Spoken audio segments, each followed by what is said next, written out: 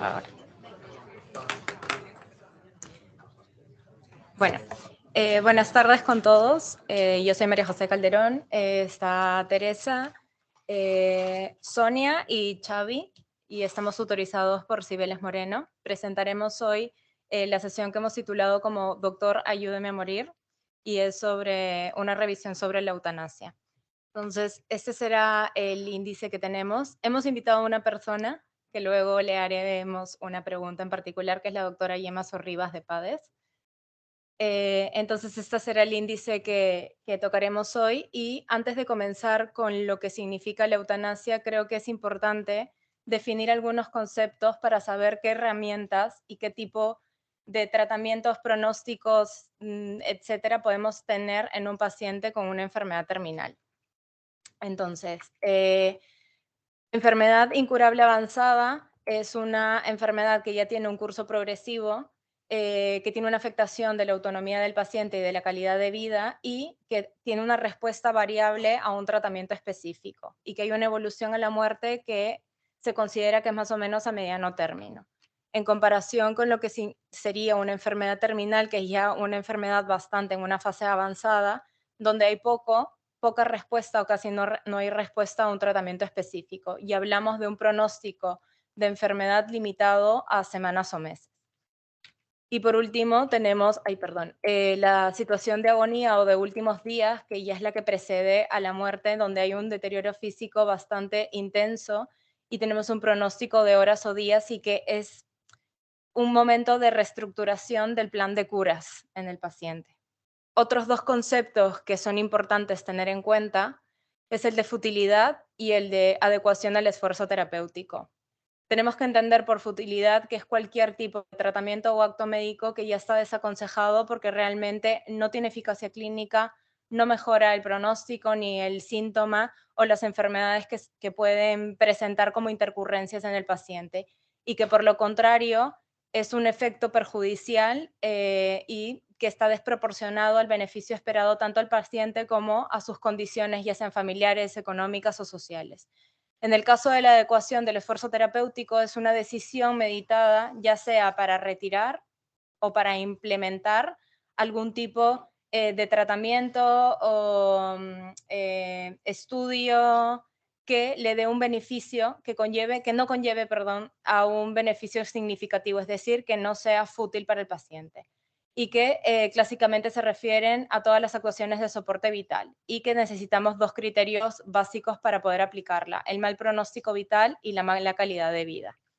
Dentro de esto, tenemos que tener en claro que existen además dos conceptos importantes o dos cosas que podríamos utilizar, que son la sedación paliativa, que es que realmente la deberíamos de utilizar o pensar en ello para cuando tenemos un paciente ya en una situación terminal y tiene síntomas que son refractarios ya al tratamiento indicado. Y la sedación terminal o en situación de agonía, que es específicamente en lo que mencioné antes, ¿no? Cuando realmente el paciente ya está al final del todo. ¿Y qué significa eutanasia? Eutanasia etimológicamente es la buena muerte. Es un acto de dar fin a la vida de una persona producido por voluntad expresa de la propia persona con el fin de evitar un sufrimiento. En marzo del 2021 salió la ley orgánica que se comenzó a practicar a partir de junio, del 25 de junio del 2021. Para entender un poco las diferencias que tenemos entre sedación paliativa y eutanasia, la intención de la sedación paliativa es aliviar el sufrimiento del paciente porque tiene un síntoma refractario y no directamente a la muerte. ¿Cómo logramos eso? ¿Cuál es el proceso? Es el uso de fármacos y las dosis son utilizadas para esta intención. Y el resultado es la desaparición de la sintomatología y no la muerte. Lo más importante es que la eutanasia es la expresión de la autonomía del paciente, mientras que la sedación paliativa es una buena práctica clínica. Es algo que nosotros tenemos que tener mentalizados e interiorizados de que tenemos que aplicarlo y prever en qué momento hacerlo. Para poder plantearnos en una eutanasia o que un paciente nos solicite, tiene que cumplir con esto. O sea, tiene que tener determinadas condiciones que afecten tanto a su situación física y mental, a las posibilidades de intervención para aliviar el sufrimiento y a las convicciones morales personales sobre la preservación de la vida en unas condiciones que el paciente considere que son incompatibles. Por lo tanto, esto es algo bastante subjetivo, porque lo que a mí me parezca digno es algo completamente personal e intransferible, y lo que le parezcan los demás no es lo mismo. Hablando un poco ya sobre datos que tenemos desde hace un año, se ve que en Cataluña ha sido la comunidad autónoma con más solicitudes que ha recibido, y realmente dos comunidades autónomas que son las que más han recibido son Cataluña y País Vasco. Hay muchas comunidades autónomas que o se ve que no tienen información o no se ha dado el suficientemente conocimiento como para realmente haber dado datos de esto. Cabe resaltar que dentro de todas las eutanasias que se han hecho, 22 han sido donantes de órganos. Y dentro de Cataluña, lo que se ha visto también es que en Barcelona, ciudad, son también el sitio donde más se han recibido las solicitudes. Durante todo este año, en total en Cataluña han sido 137 solicitudes, de las cuales 78 han sido aprobadas y de las cuales 60 han sido completadas. Tanto en las aprobadas como en las tramitadas llama la atención de que han habido pacientes que han muerto en el proceso, y esto nos lleva a pensar si realmente en el momento de la solicitud es el momento real o no, o si realmente se está solicitando cuando el paciente ya tiene una enfermedad muy avanzada, o si nos deberíamos de plantear otro tipo de tratamiento, como en caso de los pacientes oncológicos, que es un poco difícil realmente determinarlo, si es que estos pacientes en el momento de la solicitud no serían tributarios de un tratamiento con sedación paliativa. Desde los 6 primeros meses, es decir, de junio a diciembre del 2021, aproximadamente 11 solicitudes por mes se recibieron. El ámbito de las solicitudes, la mayoría es a nivel de atención primaria. Dentro de las enfermedades, en los 6 primeros meses, 36 casos fueron por patologías neurológicas, de estas las neurodegenerativas, y en segundo lugar las oncológicas. El lugar de las prestaciones, la mayoría ha sido a nivel domiciliario y el resto a nivel de hospital. Cabe resaltar que, como he mencionado antes, el tema de lo de la donación lo tocará posteriormente Sonia, pero esto hay que tener en cuenta previamente porque esos pacientes habrían que ingresarlos al hospital.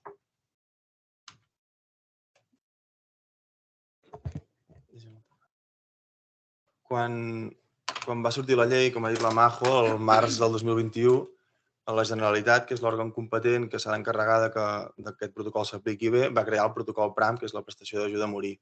El primer que estipula és qui és el que pot demanar la llei d'eutanàsia.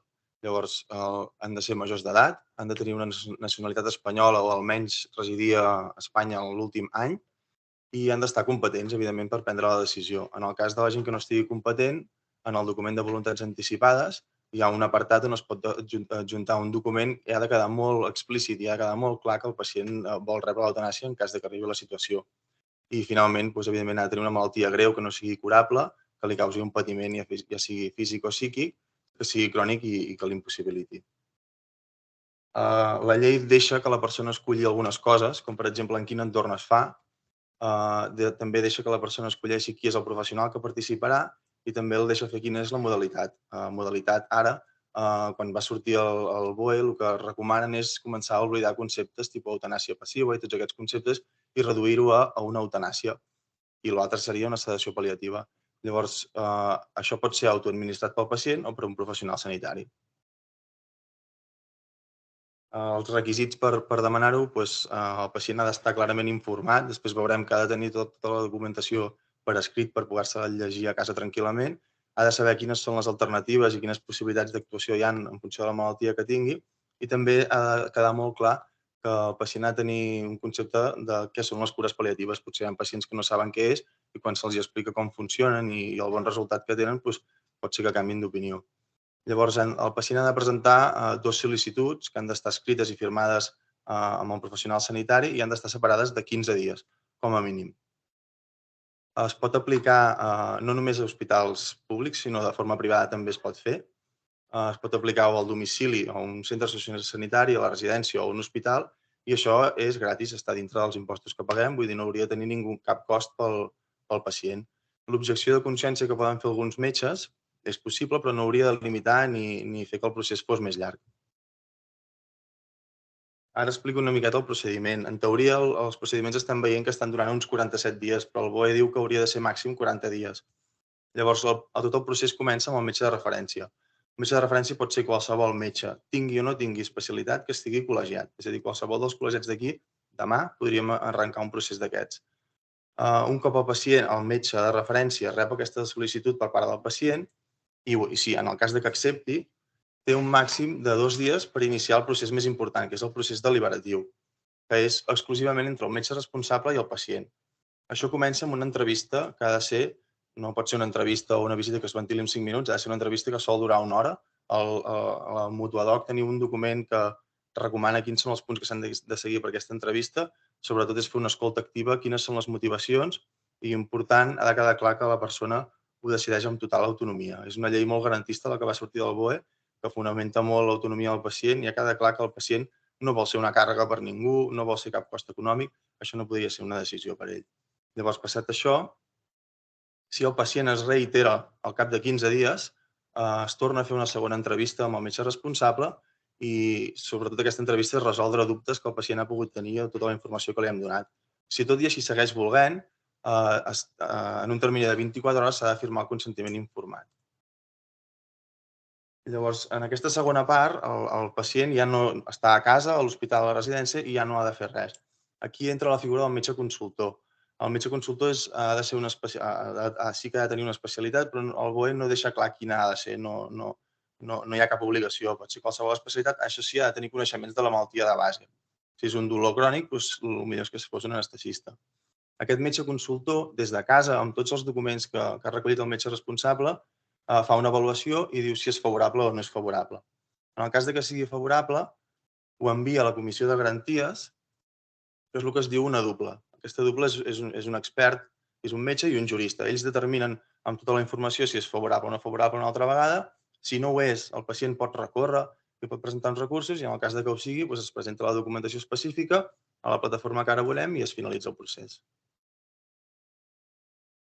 Aquesta diapositiva l'he posat perquè és important que la Generalitat va crear aquesta plataforma informàtica que és superfàcil de fer servir. Només has d'entrar en el link aquest, el pram/eutanàsia, amb la targeta, amb un lector electrònic, amb les teves dades, i entres i un cop a dintre cliques nou cas, introdueixes les teves dades com a metge, les dades del pacient i la primera sol·licitud, que és aquella que haurà fet durant la primera visita. Una vegada hagis fet això, el Pram es posa en contacte amb tu i t'ajuda en tot el procés de com seguir amb la segona entrevista i t'ajuda en tot moment. Buenas tardes, continuamos con el procedimiento farmacológico. Como ha comentado mis compañeros, este se puede realizar a través de un profesional sanitario en su totalidad. Es la vía de elección, lo más recomendable por la sencillez durante la administración del medicamento, por su efectividad y la predictibilidad de que se puede conseguir la muerte en un periodo de tiempo muy corto. También se podría realizar a través de la autoadministración por vía intravenosa y por vía oral.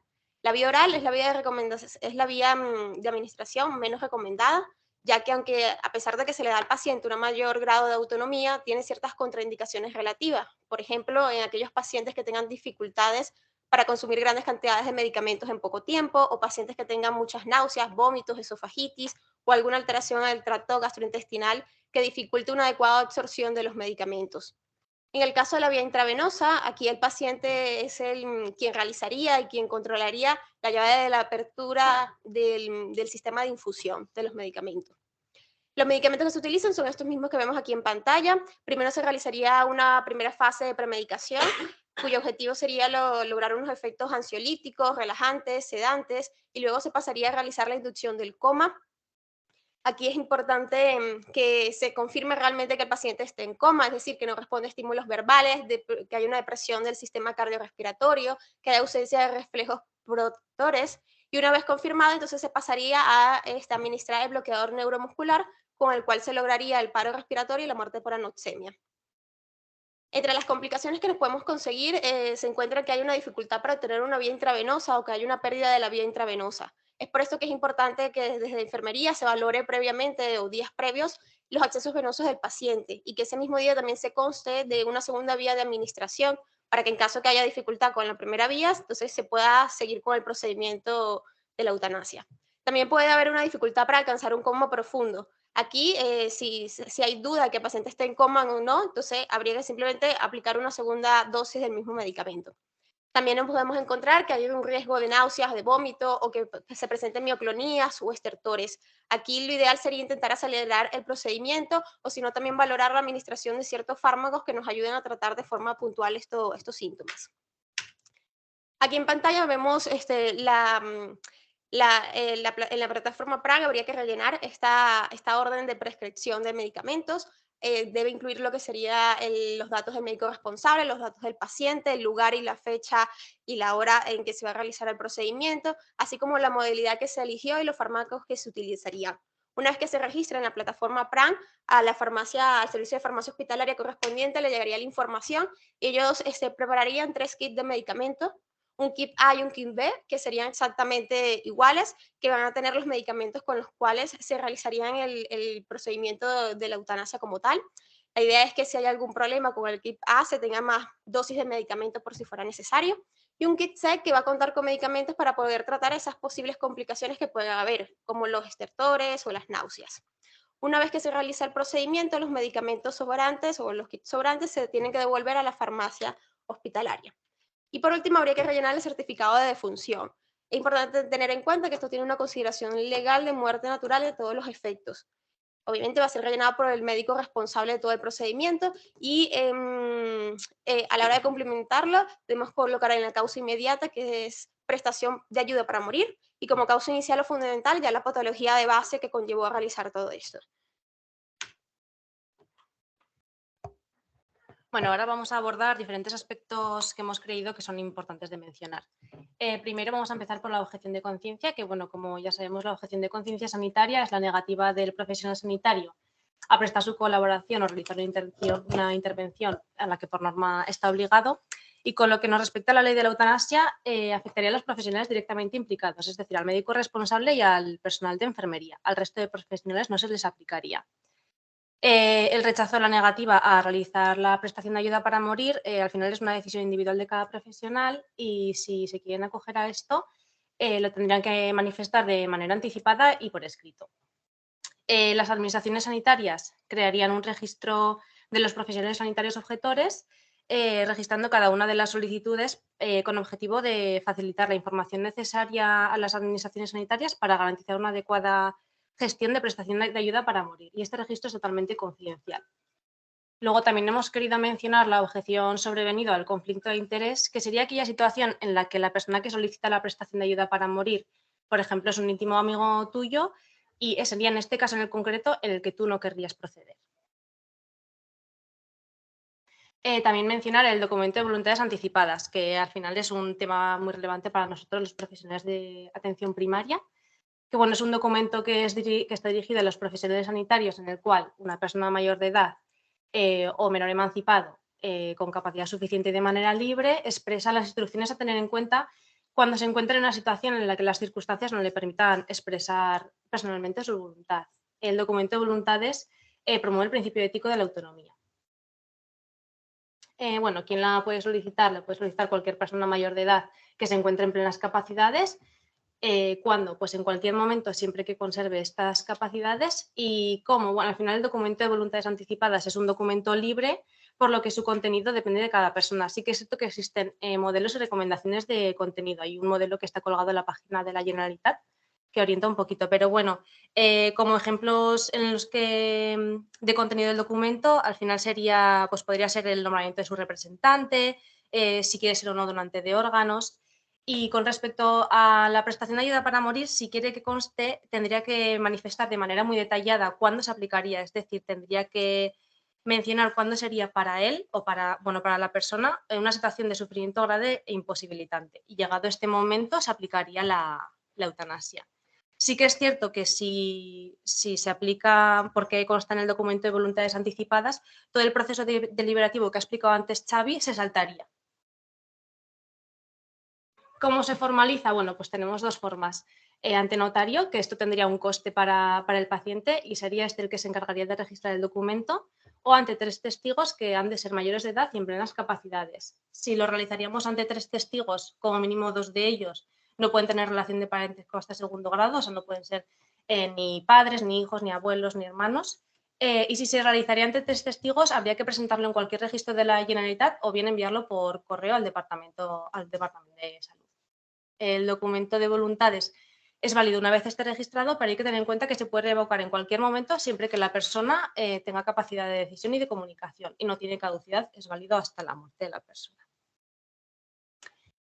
También mencionar el plan de decisiones anticipadas, que al final es algo parecido al documento, pero esto es un proceso deliberativo y estructurado en el cual la persona, junto con su equipo asistencial, planifican cómo quiere que se la atienda en una situación de complejidad o enfermedad grave en un plazo determinado relativamente corto o en situación de final de vida.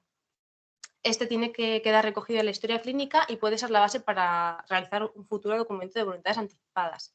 Este plan de decisiones también fomenta el reconocimiento y el respeto a la autonomía de la persona, ya que promueve su participación en la gestión de sus propios cuidados.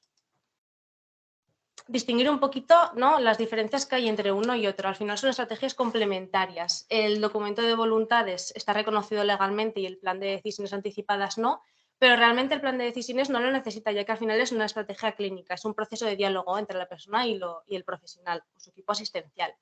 El documento de voluntades es un documento que se tendría que realizar siempre por escrito, lo tiene que realizar la persona interesada y cuando lo puede realizar, cuando lo considere. En cambio, el plan de decisiones sí que tiene que ser un plazo determinado y corto.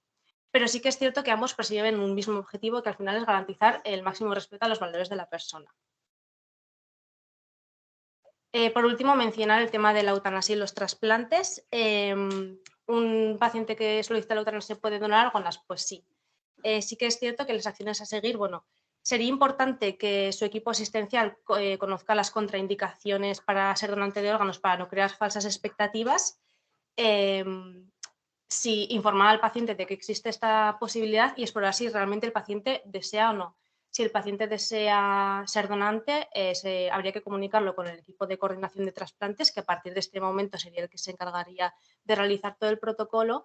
Y también convendría explicar bien la logística y el procedimiento, ya que es un procedimiento que se tiene que realizar siempre en el hospital.